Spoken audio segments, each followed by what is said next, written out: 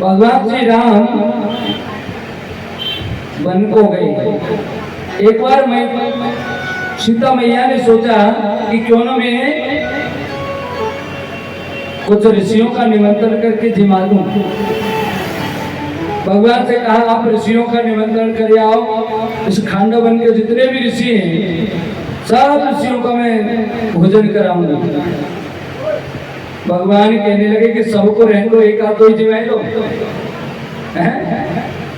सबको हिलो नहीं पड़ेगा, थोड़े थोड़े करके जिमा जाओ। एक दो दिन में एक दो को जिमा लो, फिर अगले 2-4 दिन बाद फिर जिमा ले। सीता मैया कहने लगी नहीं जी, अरे कम से कम 108 साधु संत तो होने ही चाहिए। भगवान कहने लगे तो ऐसा है, जब तक मैं बुला के लाता हूँ और जो आ जाए तुम तो पहले उन्हीं को जिमानो चालू कर दियो।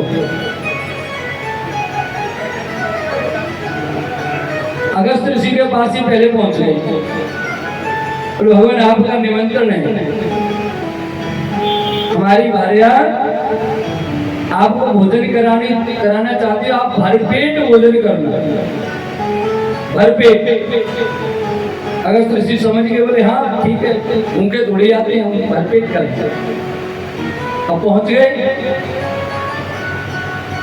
मैया ने बड़े प्रेम से उनके लिए थाली लगाई, भोजन परोसा, धीरे धीरे बनाती गई, परोसती गई, बनाती गई, परोसती गई। सुबह से भोजन करने बैठे, दोपहर हो गई। मैया को लगा शायद आधा पता हो गया होगा, बीच आ गया होगा, लेकिन बाबा और लोगे ले आओ मैया, और आ गया। थोड़ी देर और निकली, शाम हो गई, रात तक भोजन चलता रहा। फिर दूसरी सुबह, तीसरा दिन, 3.5 दिन हो गए। मैया कहने लगी बाबा, बोले हाँ, बोले बीच बीच में पानी भी पीते हैं। कहने लगे पहले बीच आने तो दो, अभी बीच आया कहाँ है? मैया ने सिर ठोका, अभी बीच ही नहीं आया। फिर लगे रहे, 4था दिन, 5वां दिन, 6वां दिन, 7वां दिन आया। मैया थक गई, 8 सिद्ध 9 निधियों सबकी सब हार गई। उन्होंने भी हाथ खड़े कर दिए, मैया अब हमारो काबू ना है, अब ना हमसे बनेगा। मैया कहने लगी तो कोई बात ना है। भगवान के पास पहुंचे, प्रभु तुम्हारे एक ही संत की ऐसी स्थिति है, बाकी के अगर 108 आ जाते, शेष बचे 107 और आ जाए तो ये तो 1 घंटा भर भी हम पे ना चलेंगे। 7 दिन से दीव रही। भगवान कहने लगे कोई बात नहीं है, अब एक तुलसी दल लेकर के जाओ और प्रभु को पान करा। आपका अहंकार जो आपको हो गया था कि मैं आता हूँ सिद्ध 9 निधियों की दाता हूँ, देने वाली हूँ, इसलिए आज आपका ये अहंकार इन्होंने दूर किया। एक तुलसी दल खिलाया, डकार आ गई, अब तो पेट भर गया, संपूर्ण हो गए। लाओ पानी दो। और जैसे मैया घड़ा लेने के लिए गई, भगवान कहने लगे नहीं महाराज, पानी अभी नहीं पिला रहा, तो पानी आपको द्वापर युग में खूब जी भर के पिलाऊंगा, तब तक तो आप बस भोजन कर लिया, यही बहुत है।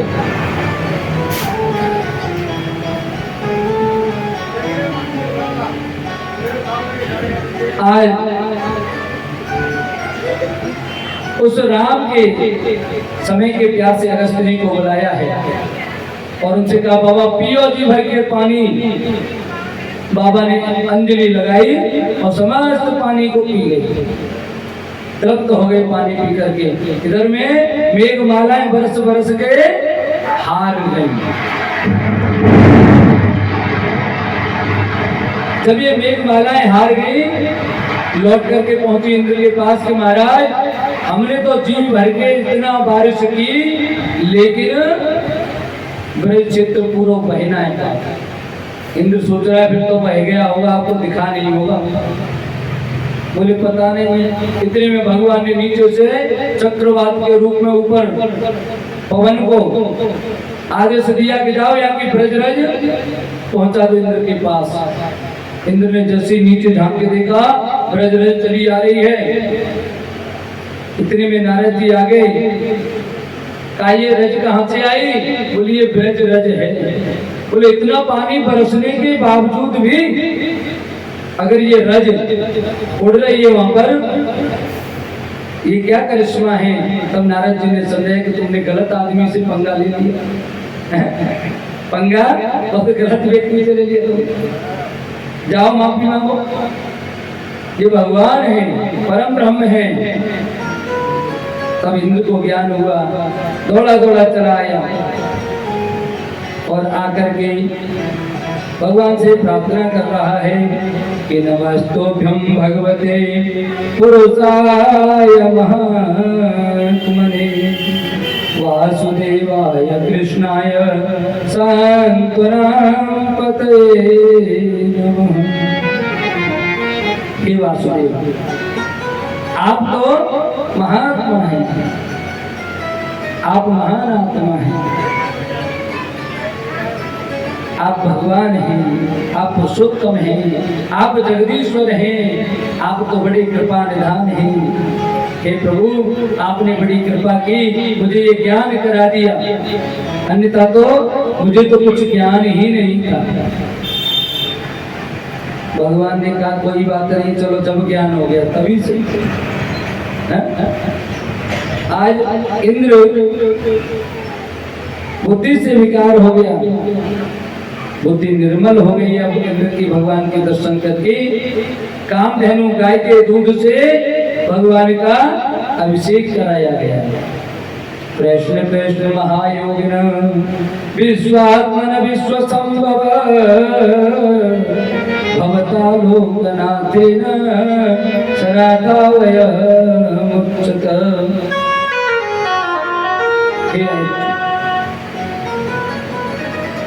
हे महाराज, आप योगेश्वर हैं, आप स्वयं ही संपूर्ण विश्व के कर्ता धर्ता पालन करता संहर्ता हैं।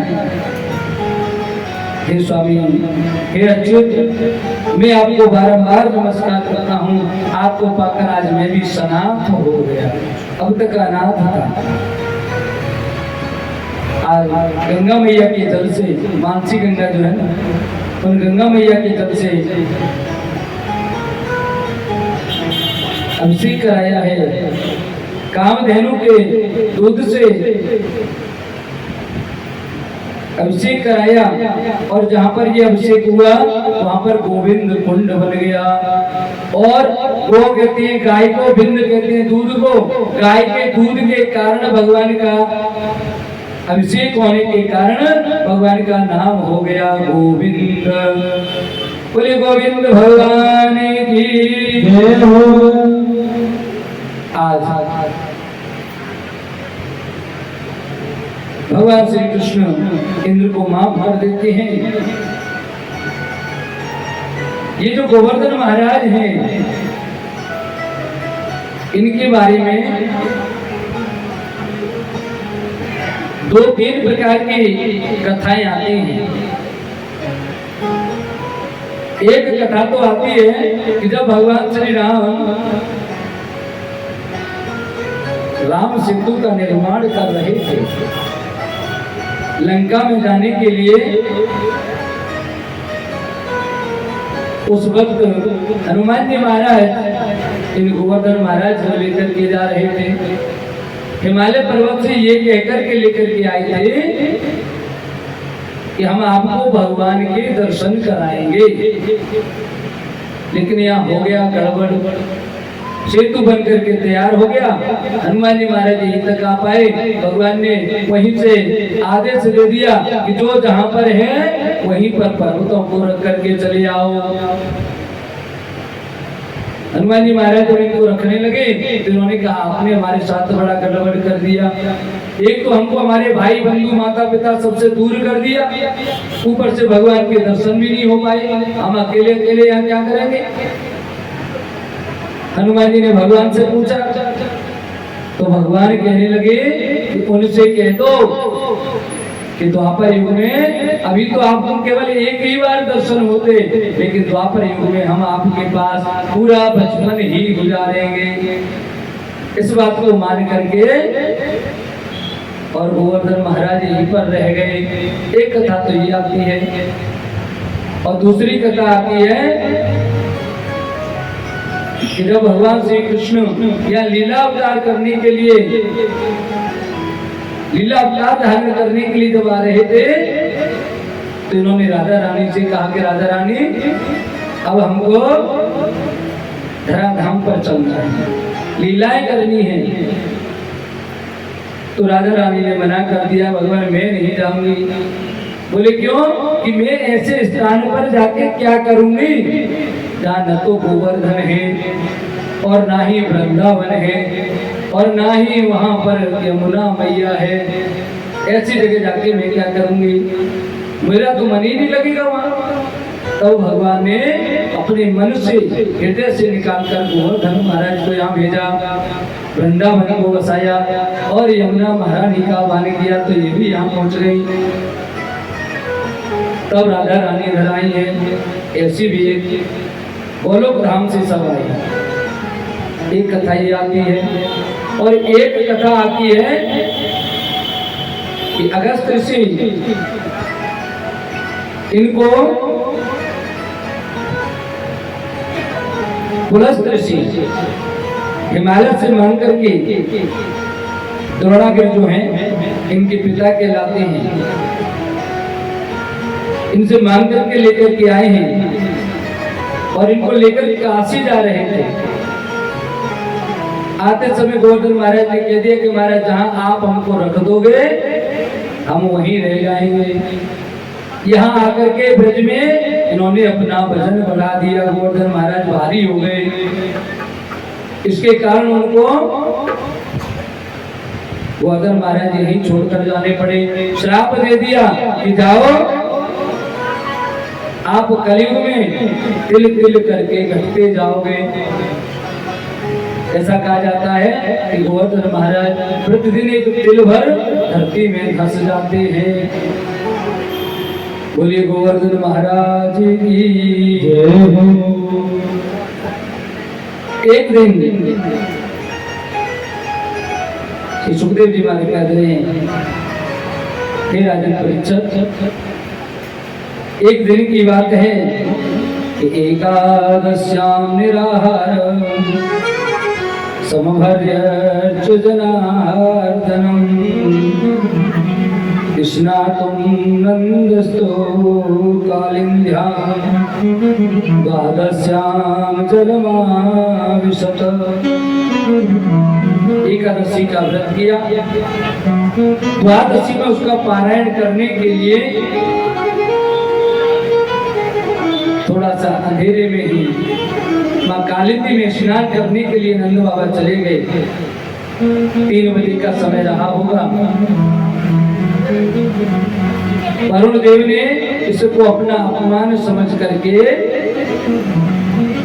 और इनके जो दूत हैं वरुण देव के, इन्होंने नंद बाबा का अपहरण कर लिया, वरुण लोक लेकर के चले गए।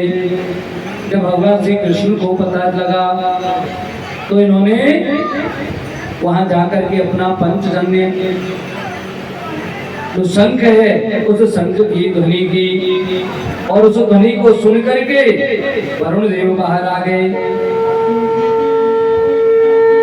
हाथ जोड़ करके प्रार्थना करने लगे, नमस्तुभ्यं भगवते ब्रह्मणे परमात्मने नयत्र श्रूयते माया लोक सृष्टि विकल्पना। हे महाराज, मैं तो अज्ञानी हूँ,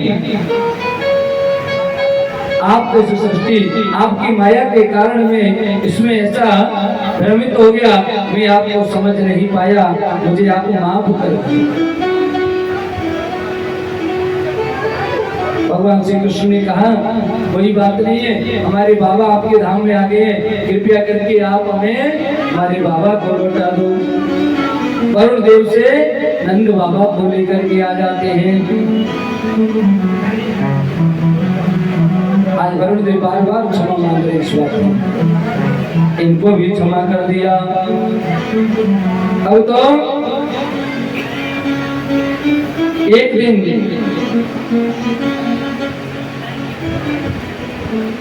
शरद पूर्णिमा की रात्रि है। चंद्रमा अपने पूर्ण आवेश में चमक रहे हैं। और देखो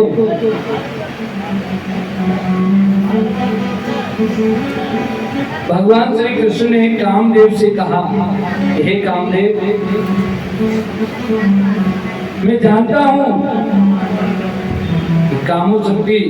कामोत्तेजना बढ़ाने वाला चंद्रमा होता है, अर्थात चंद्रमा की रोशनी में और अत्यधिक काम प्रभावी हो जाता है। तुम अपना पूरा जोर लगा लेना, कल को मुझे दोष मत देना कि जब चंद्रमा नहीं था या फला वस्तु नहीं थी तब आपने इस प्रकार की क्रियाएं की, इसलिए मैं आपका कुछ नहीं बिगाड़ पाया। तेरे लिए जितने भी उद्दीपक हैं, जितनी चीजें तुझको पुष्ट कर सकती हैं, उन सब की उपस्थिति में मैं ऐसी लीला करूंगा और तेरे असर से अर्थात काम से कोसों दूर रह करके मैं दिखाऊंगा। मैं काम तो जीतने वाला हूं।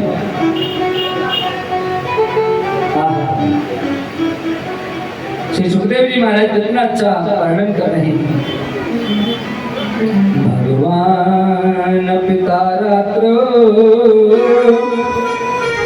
शरदोत्फुल्ल मल्लिका वीक्षं रन्तो मनश्चक्रे योगमायामुपाश्रितः।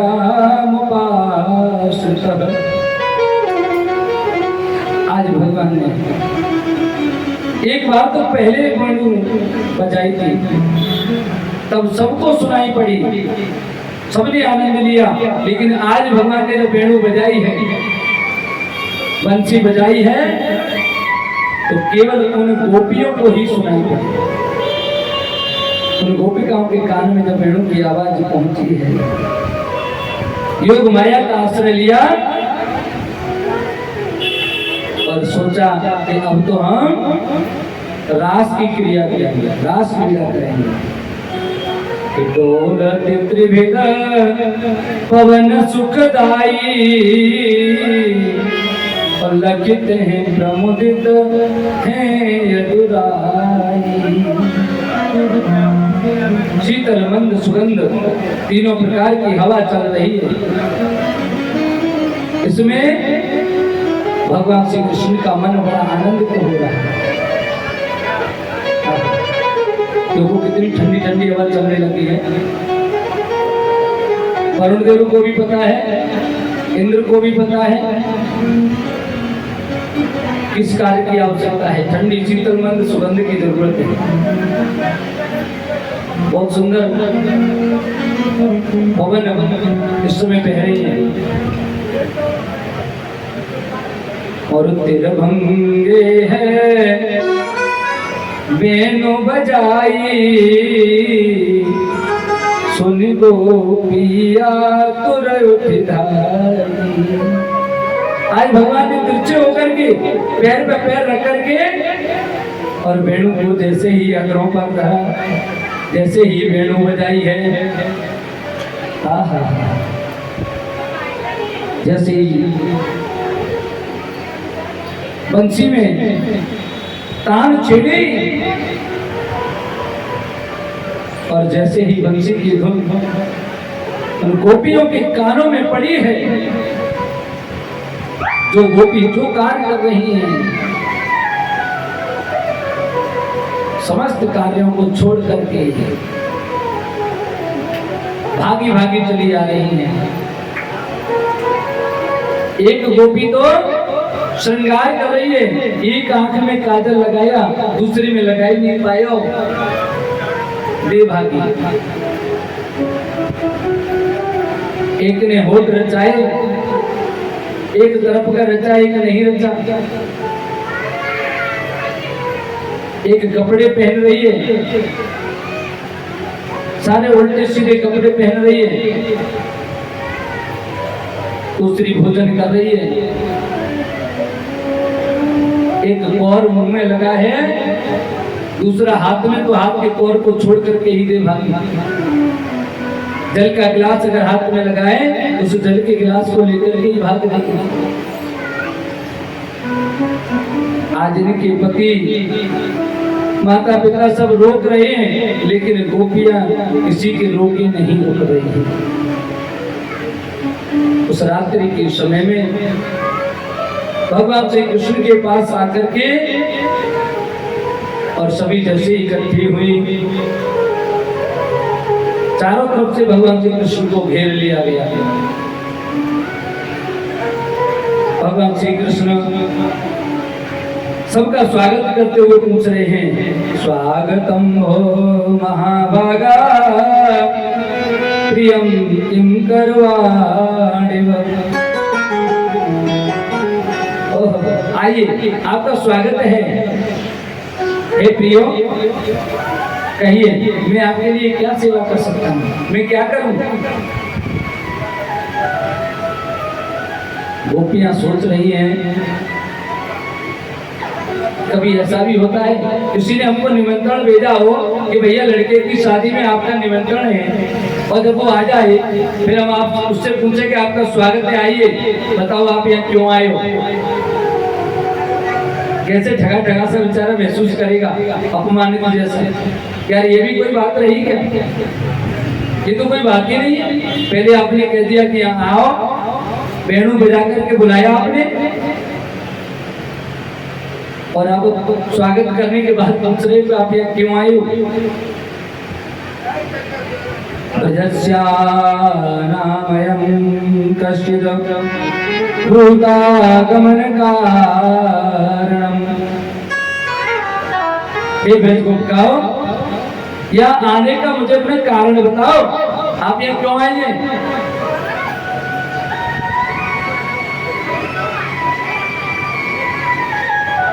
कहने लगे कन्हैया कि बोले लखी ब्रजराज तुम और कियो नरक को कहाँ।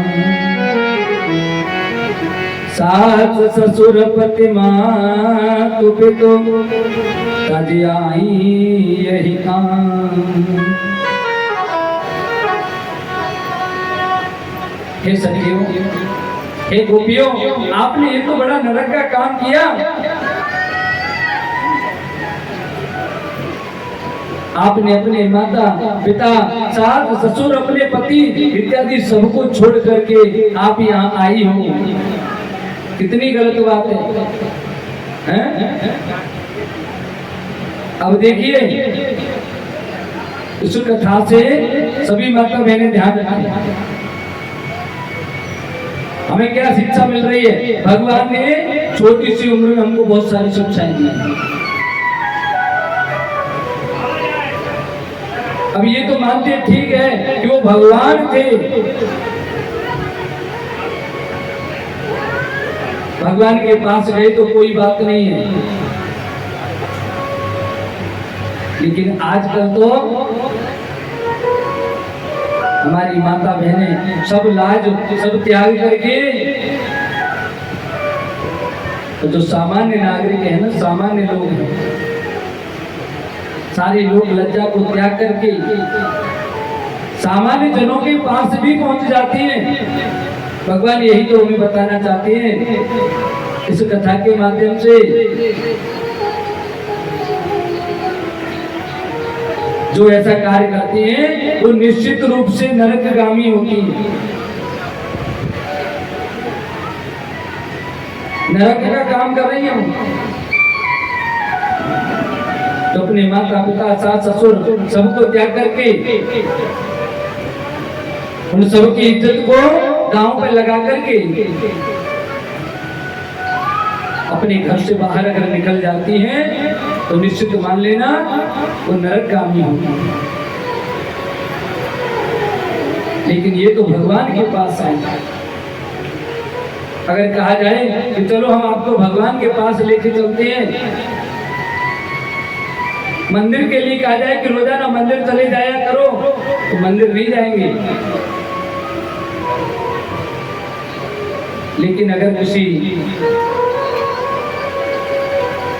अन्य किसी पुरुष ने थोड़ी सी मीठी मीठी बातें अगर कर दी, उसकी बातों में फंस करके उसने जहां बुलाया वहां पहुंच गए। ये हमारे लिए सबसे बड़ा नरक का रास्ता है।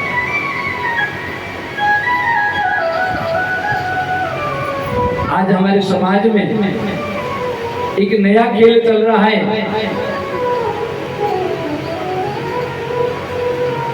जिसे हम लव जिहाद के नाम से जानते हैं।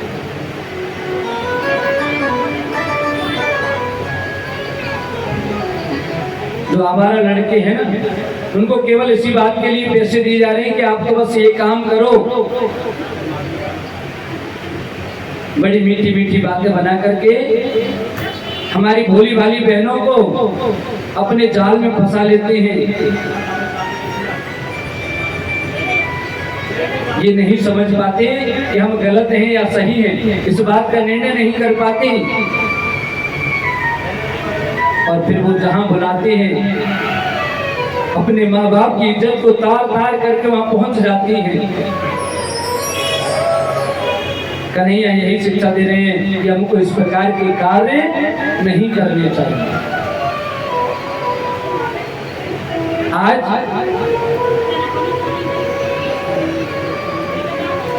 कन्हैया कहने लगे आप ऐसी जगह आई हैं, आपने बहुत गलत कार्य किया, अब आप एक काम करो, अपने घर के लिए चली जाओ।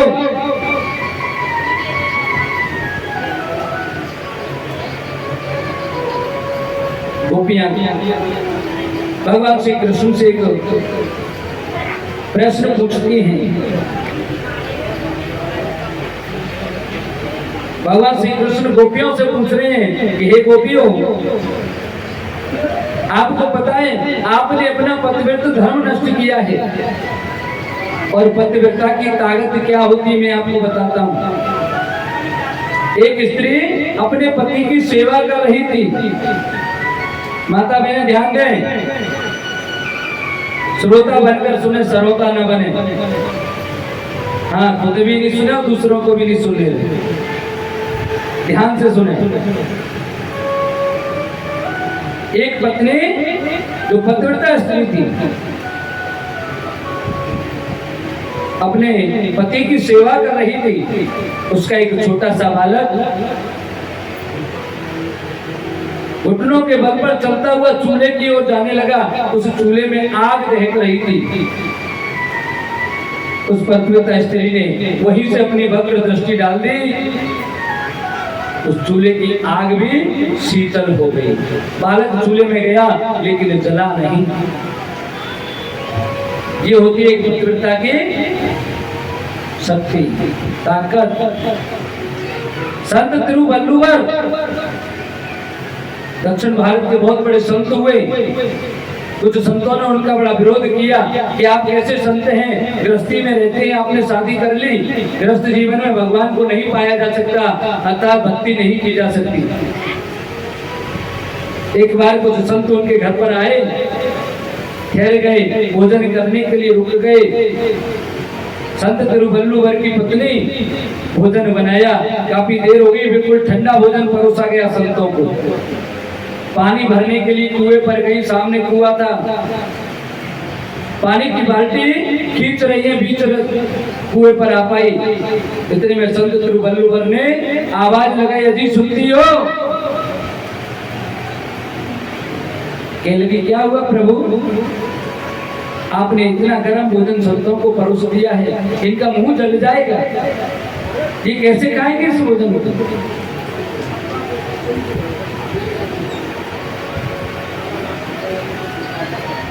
भैया बाल्टी को वहीं पर छोड़ करके दौड़ी दौड़ी आई, पंखा लिया हाथ का और उनका पंखा जलने लगी। देखा तो उस ठंडे भोजन में से भी भाप निकल रही थी। संतों ने देखा ये पतिव्रता धर्म है, ये भगवान की भक्ति है। हम कितनी भक्ति कर सकते हैं, ये तो भक्ति वास्तव में बड़ी गजब की भक्ति है। संतों ने हाथ जोड़ करके दोनों को प्रणाम।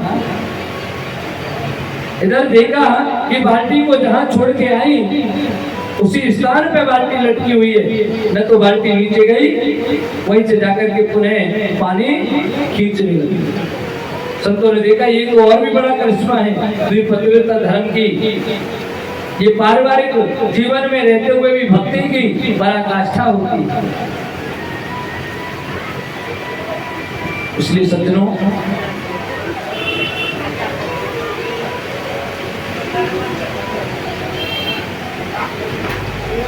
भक्ति तो अपने आप में बहुत बड़ी चीज है। सभी गोपियां भगवान की बात को सुनकर के कहने लगी, कन्हैया हे केशव, आपने हमको अपना दृष्टांत सुनाया, बड़ी अच्छी बात है। हम अपना पतिव्रता धर्म नष्ट करके आपके पास आई हैं, लेकिन केशव एक बात बताओ। कन्हैया कहने लगे, पूछो।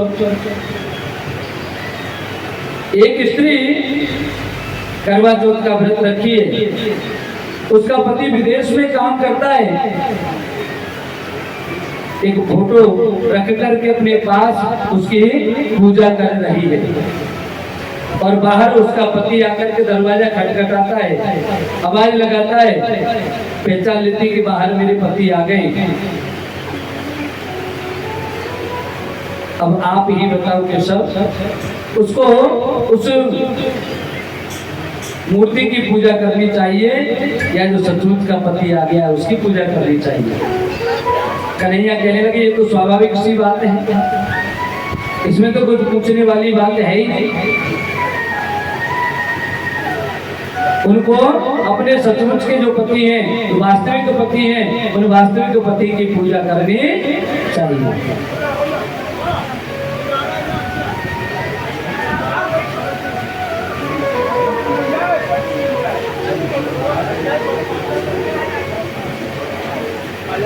अपने वास्तविक पति की पूजा करनी चाहिए। आज कहने लगे हैं कि सब वही तो हम आपको समझाना चाह रहे हैं। इस संसार के जो पति हैं वो तो केवल फोटो मात्र हैं। संसार में ये जो दिख रहे हैं ना, ये तो सब फोटो मात्र हैं, और आप तो केशव जगत पति हैं, आप तो संसार के पति हैं। फिर हम दूसरी जगह पूजा करने क्यों जाएं? इसलिए हम उनको छोड़कर, उन फोटो को छोड़ करके और वास्तविक पति अर्थात जगत पति के पास में आए हैं। अब आपकी इच्छा है, छोड़ो, अपनाओ या फिर छोड़ दो, जैसी आपकी इच्छा प्रभु। कन्हैया कहने लगे, ठीक है, आइए आज हम आपके साथ में रास रचते हैं। भगवान और गोपियों के साथ में रास रच रहे हैं। ये गोपियां कौन हैं? षण्सेव सहस्राणि गोप्यस्त्र समागता हंस एव मतः कृष्ण परमात्मा जनार्दन। जो चंद्रमा की कलाएं हैं, चंद्रमा मन सो जाता है, स्कंद पुराण में आता है प्रवास खंड में। चंद्रमा की 16 जो कलाएं होती हैं, वो सभी 16 कलाएं इस रास मंडल में 16,000 गोपियां बनकर के आई हैं। एक स्थान पे आता है कि भगवान श्री राम जैसे दंडकारण्य वन में गए, वहां के जितने भी ऋषि मुनि थे, उन्होंने कहा भगवान हम तो आपके दर्शन उस बाल रूप में करना चाहते थे, और आप तो बाण रूप में आए, धनुष बाण लेकर के आए। ऐसा लग रहा है जैसे कोई बधिक आया हो, कोई शिकारी आया हो। भगवान ने कहा अभी तो इसी रूप में दर्शन करो, द्वापर युग में हम आपको बाल रूप के दर्शन देंगे। ये सभी दंडकारण्य के जितने भी ऋषि मुनि हैं इधर आकर के सब गोपी बन गए। और एक प्रमाण आता है, भगवान श्री राम जिस समय जनकपुर में गए थे, जनकपुर की सभी स्त्रियों ने कहा था काश हमारे पति भी ऐसे, हमको यही पति के रूप में मिल जाते। तब भगवान श्री कृष्ण ने कहा था कि इस युग में तुम्हें एक पत्नी व्रत कर रहा हूं। मैंने एक ही पत्नी रखने का व्रत किया है, लेकिन अगले जन्म अवतार जो मेरा होगा कृष्ण अवतार, उसमें मैं सबकी मनोकामनाएं पूर्ण करूंगा। जितने भी जनकपुर के सब लोग हैं नर नारी, वो सब गोपियां बन करके आ जाए, ऐसा इतना सुंदर बना। आई भगवान सभी गोपियों के साथ में लेकर के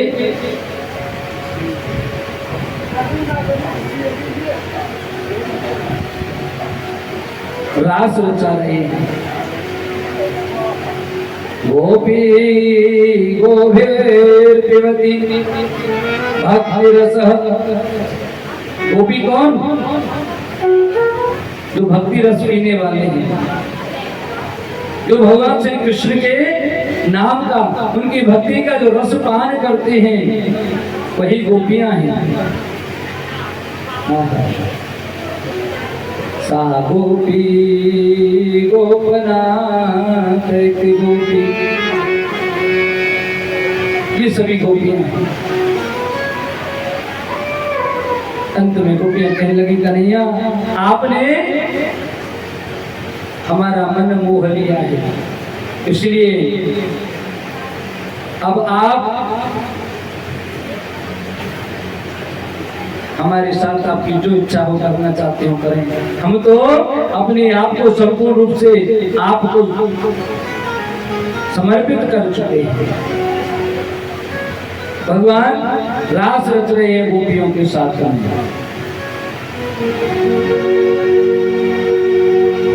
बह रही पायल की झनकार, हुए सो रास रचो वृंदावन। बह रही पायल की झनकार, सो रास रचो वृंदावन। बह रही पायल की झनकार, सो रास रचो